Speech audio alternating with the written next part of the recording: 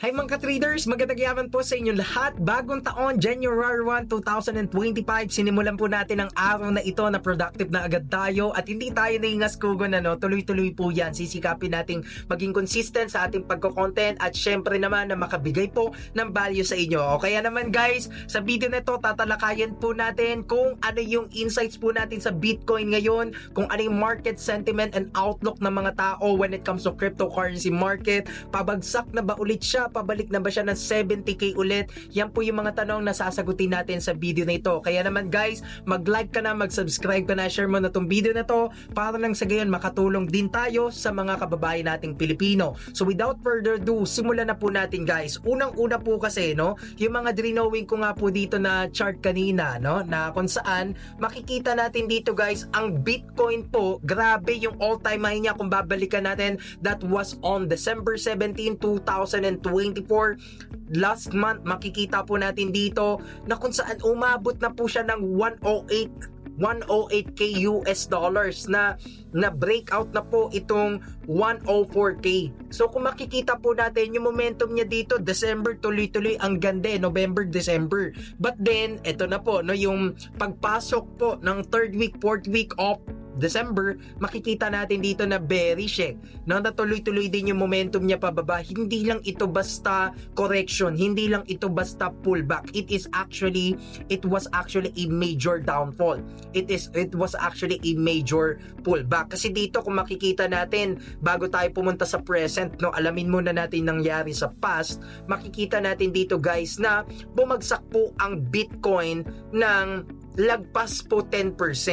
Lagpas po sa 10%. Para po sa akin, ang lagpas na 10% nagpagbaba or pagbawas sa kanyang presyo, actually malaki na po yun. 15 to, sabihin natin 15 to 20% ng short time span lang po, ay malaking percent na po yun.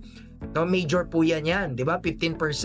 So kaya naman guys, makikita po natin dito na ito yung resistance niya dati, kung ililipat natin, yan yung resistance niya.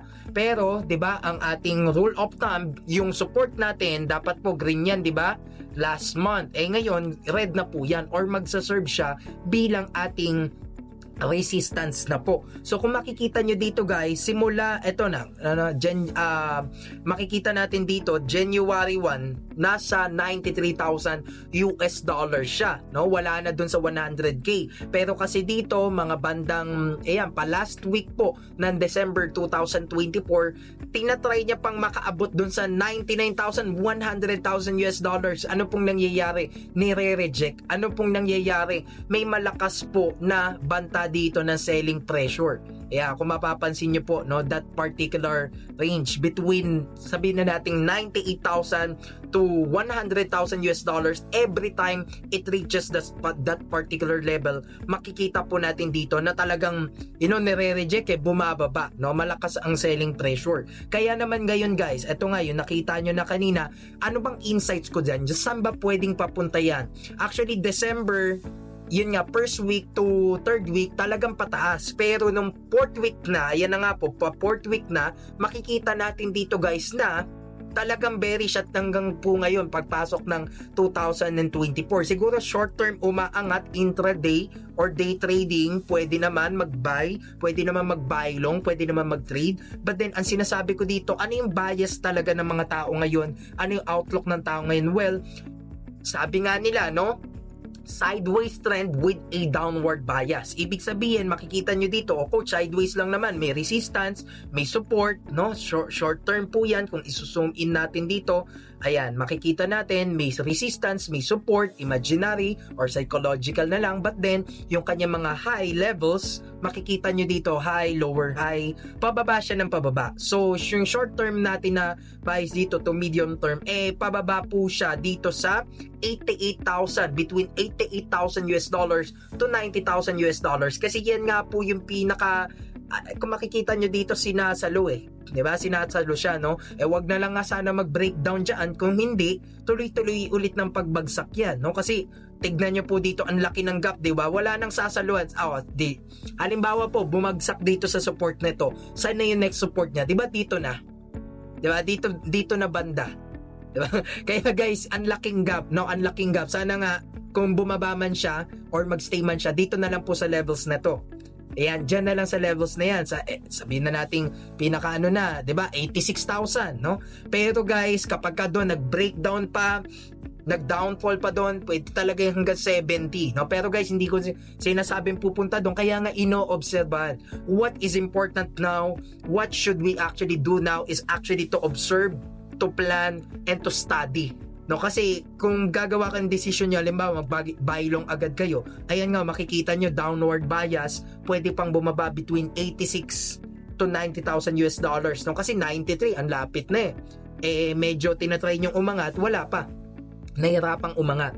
Kaya guys, yun yung pinaka-insights po natin dyan. Hindi ko na hinihirapan ng technical side, ginagalingan ko na lang sa paliwanag para nang sagay yung mga newbies dyan, yung mga baguhan sa trading, maunawaan yung paliwanag na, coach, hindi pa pala pwedeng, kumbaga hindi pala dapat bumili ngayon, hindi porket mura yung presyo, okay, aangat ulit doon sa all-time high, babalik. Hindi pala porket mura, diba, tataas na, pwede pa pala mas magmura pa. Diba? Kaya yun guys, sana naunawaan niyo yung point ng video natin na to. Sa mga bawat video na ginagawa natin, wala akong paki sa technicals. Ang importante dito, you understand the market psychology. You understand the market movement. That is very important to know guys, no? Kaya hindi sobrang importante na sobrang dami na nilalagay mo sa chart.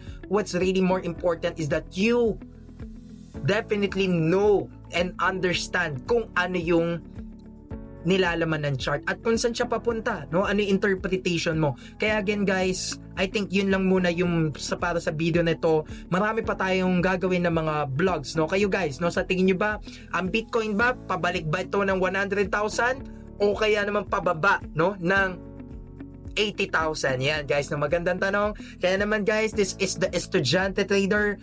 Ito gang guys, no, abangan nyo pa ako sa mga next contents na gagawin natin.